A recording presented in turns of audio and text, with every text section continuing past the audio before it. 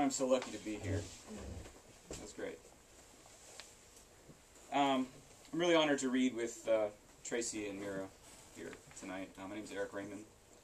I mostly write fiction. In fact, I've spent a lot of time in the past couple of years working on novels. So to be invited here to read by Peter is kind of a surprise upgrade to first class. One of the great parts about this series is you're invited to read a poem by a contemporary poet who you don't know personally. And most of the poems I fell in love with hearing them first and then reading them sort of vertically later. But without hearing one first, it never really stuck for me. So perhaps you'll fall in love with a couple tonight. This one is one by Chris Haven. It originally appeared on Line Break. I don't know if you guys follow Line Break, but it's a great site. And the poem's called Janis Joplin's Eulogy to the Graduating Class of Thomas Jefferson High in Port Arthur, Texas, 1960. You're not all dead yet, but you soon will be. Truth is, it's hard for me to muster all the hate I used to have. I used to think you made me lonely, and I could hurt you. With all the love in my life, I burned. I wanted to smoke you. Longer dead than alive now, that's where you'll all be, man. Might as well wear feathers. I was trying to figure out where the fault lied, but my secret, I wanted it all. No reason for you to have all the good stuff. Did you live good lives? Did you do good work? Plumber, bus driver, refinery worker? Have lots of babies? Get the right husband? Ever find the good drugs? A lot of different kinds. I'd take them again if I could. See, here you get to see possibilities. I could have died 17 times before that hotel room. If that one didn't get me, I had 56 more waiting. I see them like stars, constellations of all my deaths. You'll get to see yours soon enough. The hardest thing for me here, I don't get to sing. You won't get to do whatever shit you like to do. I know, right? When you hear that online, it's read by Mia. It's a woman's voice. And she just sounds pissed. And she's from beyond the grave. It's almost, don't listen to it at night.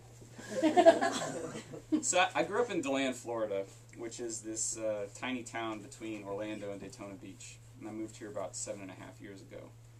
And when I moved here, I felt like I found my people. And you may feel that way if you moved here from somewhere else. There are like two categories of people, though, who move here. There's like people who move here and they want to tell you immediately where they're from. And they're usually from New York.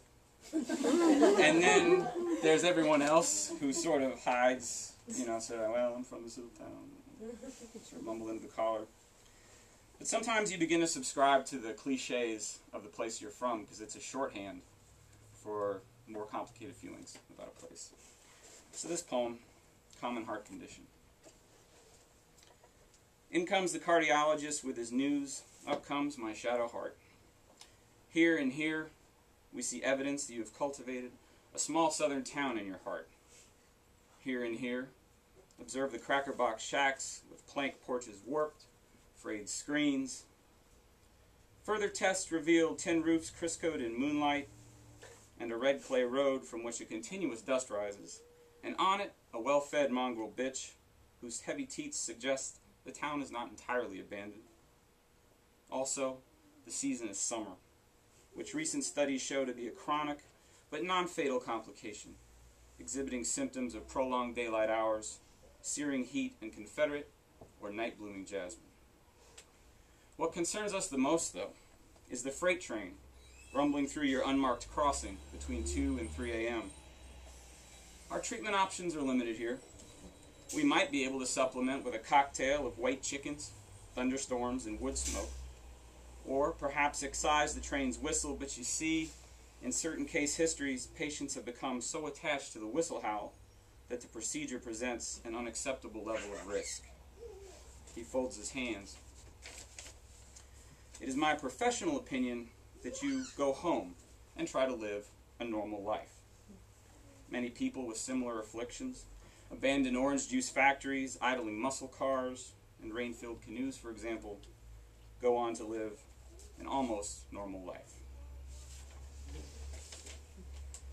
So, people come to San Francisco, I think, for a lot of reasons. One is that you can come here and never grow up, which I mean in the best possible way. I mean, it's very easy on you in your 20s, though. Come here and never grow up. But as you sort of slide into your 30s and your 40s, especially if you haven't made a lot of money, it starts to toss you in its teeth a little. So this poem, The Little Prince. In your 20s, the benediction had been, may you live in a city where you may make the most beautiful mistakes. And as a bee, you made honey from the flowers they fed you, and yet the fruits of your labor were not 50% of paradise. It's just the money and the junk, the missing syllable, i.e., the whole decay leaves, the debt insoluble now, the pure and pointless deposit of rain into the ocean. But what otherwise? The narcotic child, seated in the narcotic car, parked in the home's narcotic garage. To have one's obligations so nested and to leave the engine running is a coward's fantasy. But now you drive a Prius and will therefore live forever. This is not a help self poem. I mean, this is not a help self poem. See?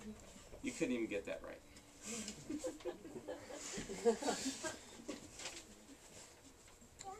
So, I think to love San Francisco is kind of, you have to embrace its contradictions.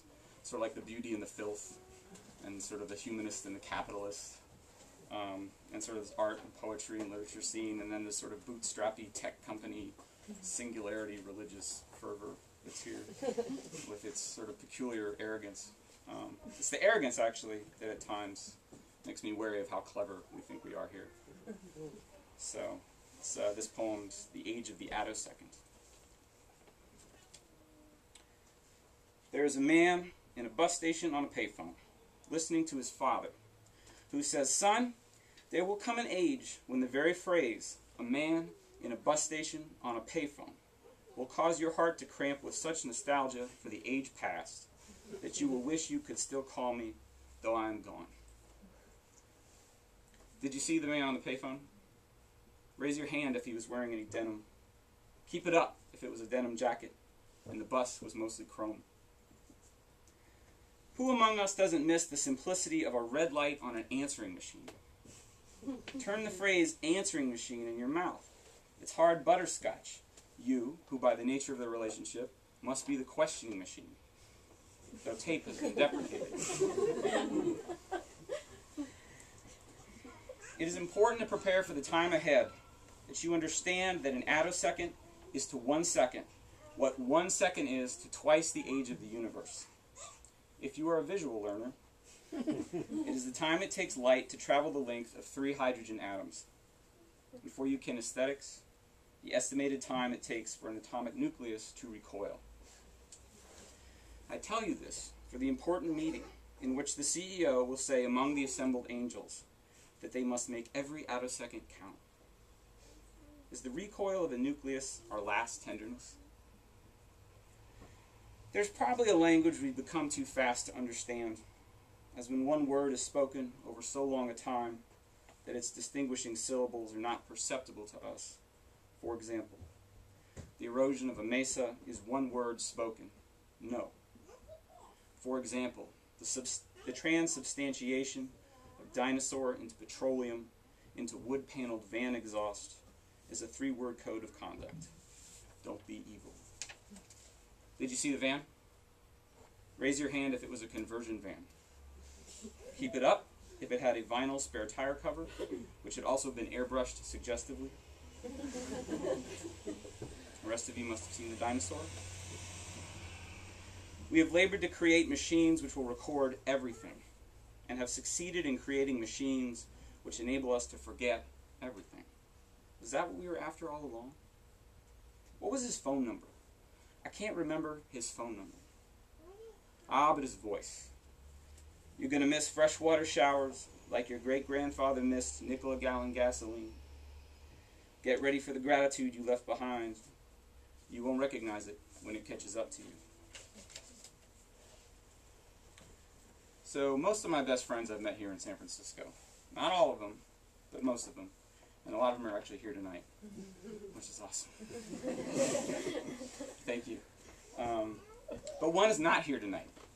A really important one is not here tonight. And he's the guy that turns me on to books, old poem books I haven't read, new people I would have never found otherwise.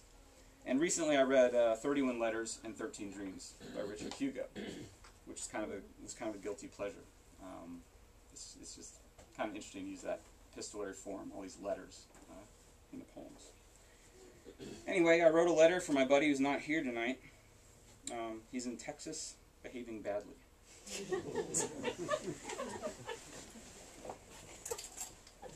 Letter from North Beach to accompany the 3rd annual bottle of birthday scotch after Richard Hugo. Dear Russ, I took the long walk into North Beach again, this time alone, as I am afraid I may someday do if your best and worst qualities can't shake each other. Loyalty to the contents of this bottle of Lagavulin notwithstanding, of course. The right way into North Beach remains the way you showed me on my birthday, up the blood gutter of the Visadero, into the slaughterhouse mansions of Pacific Heights, where the freedom of a long walk in the middle of a workday is the only real measure of wealth, and into the Broadway Tunnel, which is a white noise testament to death, fallen yellow tiles, grimed up to a flood-level line of black exhaust, and the walk is unimaginable loud. Single file alone, or as we went in a pair, you raised to understand people eventually sold out their honor, and it was right to rail against it. Me, that they'd hold on to it straight into an idiotic death, unable to turn the wheel, which is to say we share two sides of the same code.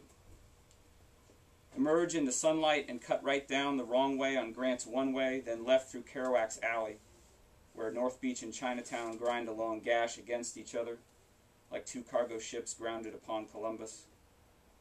Up to the attic for City Lights poetry, up to the balcony of Vesuvio's bar. Well, you know the way.